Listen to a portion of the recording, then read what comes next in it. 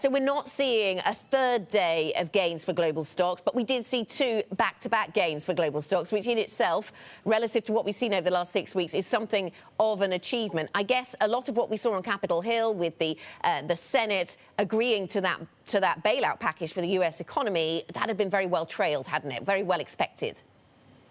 Yeah, absolutely, Anna. And that's probably why we didn't get more traction in terms of equity reaction to all these packages, because markets have been expecting them. They've been expecting governments to do something about the crisis. We've seen what those packages entail. And now, really, timing is going to be the key, because markets are now looking for quick deployment of these measures now that we know what they're going to be. And so that will be probably what would next propel markets to gains, is investors seeing governments moving quickly to deploy all these measures that they've laid out for us. I guess the important number that markets are going to be watching for is around death toll, tragically turning what is already a dreadful human tragedy on its head, and trying to get a handle on that, trying to stem the losses in that sense. And that is what every investor globally is going to be looking for.